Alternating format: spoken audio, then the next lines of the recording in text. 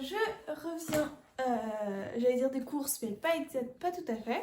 Et je me suis dit qu'on allait déballer tout ça ensemble, sachant que j'ai également mon sac à dos.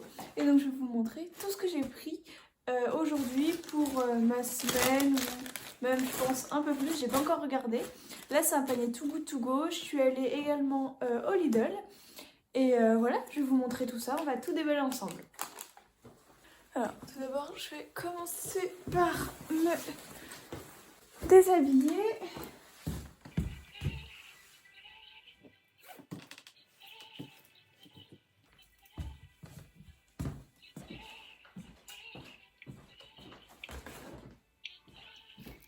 Donc, j'ai tout mis sur mon plan de travail et je vais vous montrer tout ce que j'ai pris.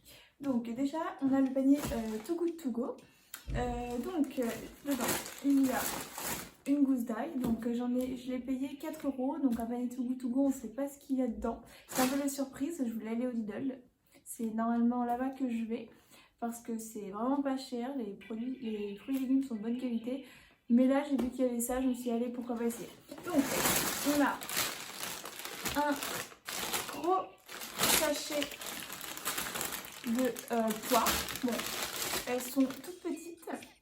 Mais voilà, donc pour rappel, je sais pas si vous connaissez, mais les paniers Too Good To Go, ce sont des paniers d'invendus ou de produits qui sont bientôt soit date limite de consommation, soit qui vont pas être vendables ou vendus parce qu'ils ne sont pas, ils sont pas frais, ils sont pas d'apparence fraîche. Donc voilà, donc j'ai un gros sachet de poire, j'ai une gousse d'ail, ça je vais vous montrer après, j'ai des pommes. Bon, j'en ai une quand même qui est quand même bien abîmée au passage, mais bon, en compote de pommes ça passera. J'ai 4 belles pommes. Ensuite, j'ai quoi? Oula. Alors là, j'ai un gros paquet de roquettes. Donc là, on a la roquette pour vous montrer. Elle est vraiment hyper sèche. Mais bon, pas le choix, ce sera comme ça. C'est le choix, c'est le jeu. On ne sait pas toujours ce qu'on a dans notre panier Too Good To Go. Là, nous avons une botte de radis.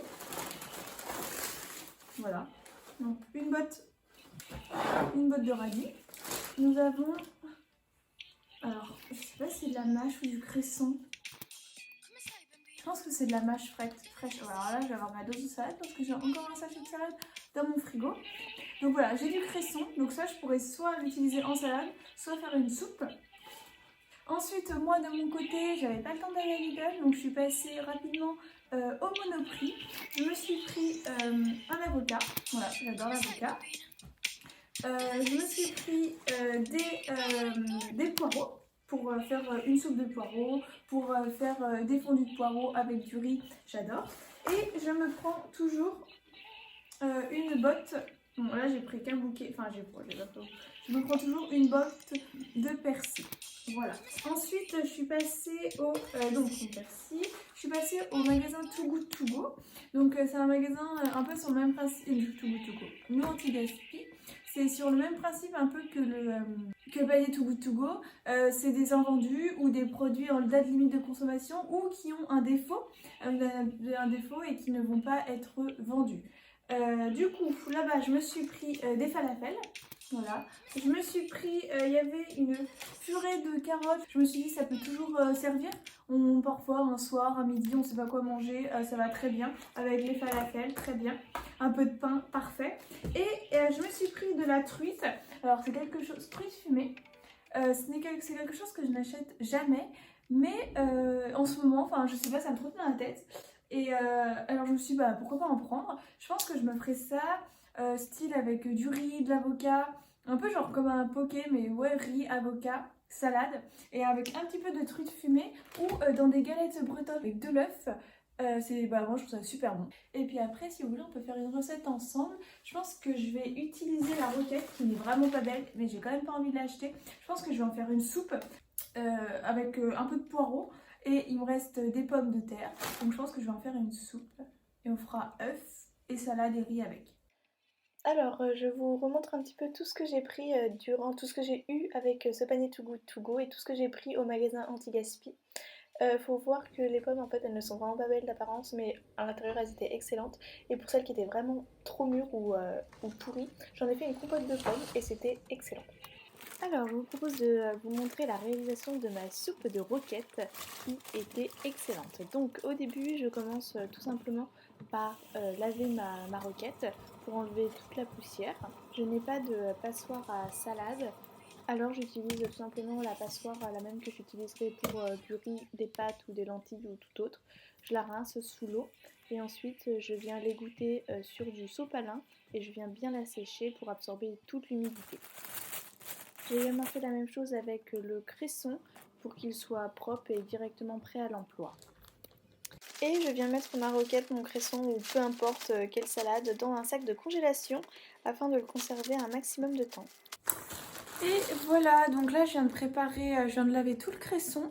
Donc j'ai quand même 2 belles poches de cresson, je ne sais pas ce que je vais en faire et je ne sais pas s'il va se maintenir toute la semaine ou voire pendant 2 semaines parce que j'ai encore de la salade en plus au frigo. Mais c'est sympa, je voulais du cresson donc je suis assez contente, mais j'ai un peu peur qu'il ne tienne pas longtemps. Bref, donc voilà, je l'ai lavé, je l'ai mis en poche pour qu'il se maintienne le plus longtemps possible. Je n'ai pas d'égouttoir à salade, sinon je l'aurais utilisé. C'est pour ça que j'ai tout étalé sur du sopalin et que après j'essore. Et voilà, donc j'ai trié les branches. J'ai enlevé les plus grosses, celles qui ne seraient pas mangées. Et puis voilà, plus qu'à mettre au frigo. Et maintenant, je vous propose de passer à la réalisation de la soupe de roquette. Bonjour à tous, alors je vous propose de vous montrer comment cuisiner la roquette qu'on avait vue ensemble qui était totalement fripée et plus du tout belle. Bah, d'ailleurs je vais vous la montrer. Vous voyez, elle fait vraiment bien dessécher et encore je pense qu'on voit pas trop à la caméra, mais elle est, oh là j'en ai mis partout, mais elle est bien passée quand même. Donc, je dis pas que je vais tout utiliser ce soir, mais je vous propose en fait de vous montrer comment on peut faire une soupe à la roquette. Alors, pour commencer, on va éplucher et couper en petits morceaux notre oignon. Je mets toujours oignon, une pomme de terre ou une demi-pomme de terre. Donc, je vais vous montrer. Alors, je vous ai mis tous les ingrédients, vous voyez, il faut quasiment rien. Donc, j'ai pris une pomme de terre que je vais venir éplucher et couper en petits morceaux pour qu'elle cuise plus vite. J'ai également, il me restait un petit peu d'oignon, donc je vais l'utiliser. Et là, j'ai toute ma roquette. Donc c'est parti, on commence par couper notre oignon.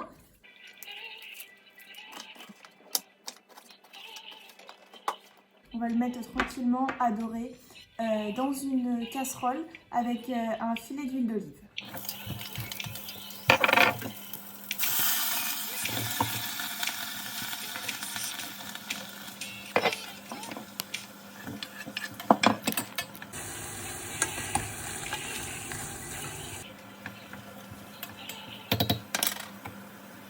Une fois que la pomme de terre est bien tendre et l'oignon est bien revenu, on ajoute la roquette avec un peu d'eau, attention n'en mettez pas trop. Et pour bien assaisonner ma soupe, je suis venue mettre du persil, du sel, du poivre, des herbes de Provence et un bouillon de légumes. Pour terminer, il ne reste plus qu'à mixer la soupe, goûter et assaisonner selon la convenance.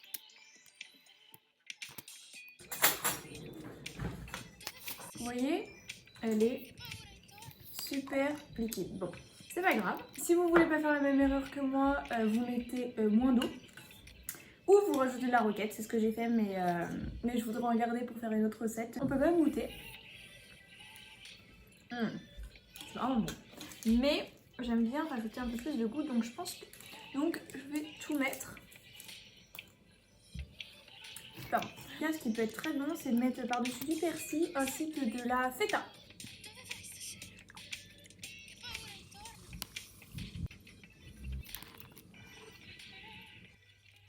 Coucou, alors je suis en train de monter cette vidéo que vous avez dû regarder si vous êtes allé jusqu'au bout. Et je suis en train de me rendre compte que je n'ai même pas donné de fin à cette vidéo ni à cette soupe, donc qui était vraiment très très bonne. La feta, ça fait toute la différence avec le persil, je conseille à 100%.